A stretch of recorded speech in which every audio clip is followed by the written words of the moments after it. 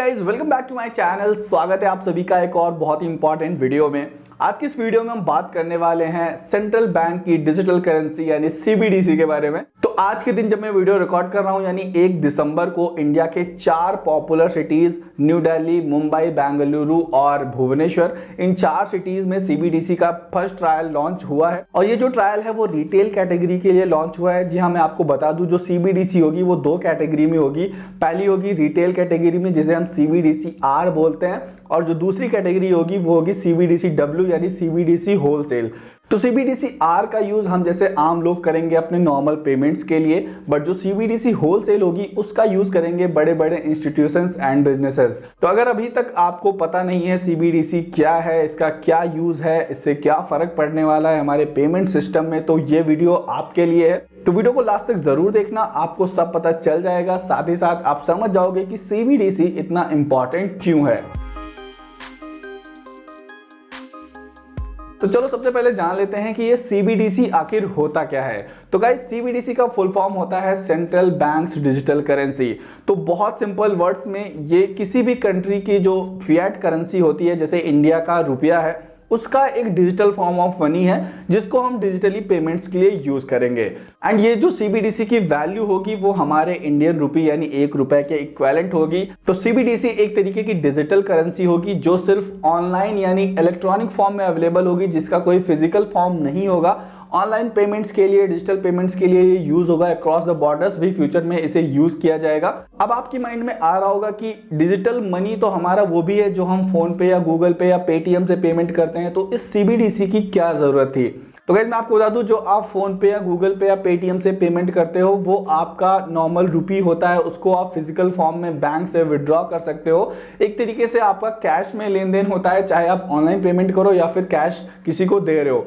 But जो ये CBDC होगा वो पूरी तरीके से इलेक्ट्रॉनिक मोड में होगा, टोकन के फॉर्म में होगा, जिसका की पेमेंट हम ऑनलाइन करेंगे। तो जो लोग क्रिप्टो करेंसी फील्ड से हैं वो सीबीडीसी को बहुत आसान तरीके से समझ सकते हैं, बिकॉज इसका जो कॉन्सेप्ट है वो कहीं ना कहीं बिटकॉइन से ही इंस्पायर्ड है। एंड जो सीबीडीसी का मैकेनिज्म है वो भी ब्लॉकचेन टेक्नोलॉजी पर बेस्ड है।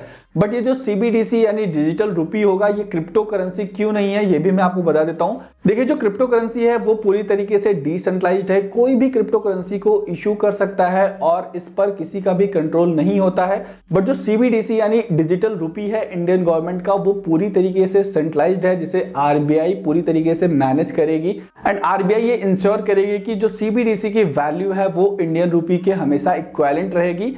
क्रिप्टो करेंसी का प्राइस भी फ्लक्चुएट होता रहता है, बट सीबीडीसी के साथ ऐसा नहीं होगा। 1 डिजिटल रुपी का प्राइस हमेशा 1 रुपी के इक्विवेलेंट ही रहेगा और आप इसे कभी भी कैश में विड्रॉ कर पाओगे। तो ज्यादा डिफरेंस नहीं है रुपी और डिजिटल रुपी में। बस आप ये समझ लीजिए कि ये जो रुपया है उसका एक डिजिटल फॉर्म है, दैट्स इट। अब हम जान लेते हैं कैसे इसका यूज करना है। क्या हमारे बैंक अकाउंट में हम सीबीडीसी को होल्ड कर पाएंगे? ऐसा नहीं है। तो अभी 4 बैंक्स हैं जो कि इस ट्रायल फेज को लॉन्च कर रहे हैं आरबीआई के साथ पार्टनरशिप करके, जो कि हैं SBI, ICIC, IDFC First and Yes bank.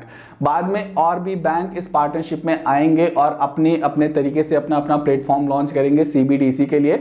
तो बेसिकली सीबीडीसी के पेमेंट्स होंगे वॉलेट्स के थ्रू। हर एक बैंक शायद अपना एक वॉलेट लॉन्च करेगी या कोई एप्लीकेशन होगा जिसके थ्रू आप उस बैंक के पैसे से सीबीडीसी बाय करके अपने वॉलेट में डिपॉजिट कर पाओगे। उसके बाद उसी वॉलेट का यूज करके आप पर्सन टू पर्सन या पर्सन टू मर्चेंट पेमेंट्स कर पाओगे। तो जो भी आपका डिजिटल रुपया होगा उसको आप वॉलेट में स्टोर करके रखोगे, उस पर आपको किसी भी तरीके का इंटरेस्ट नहीं मिलेगा।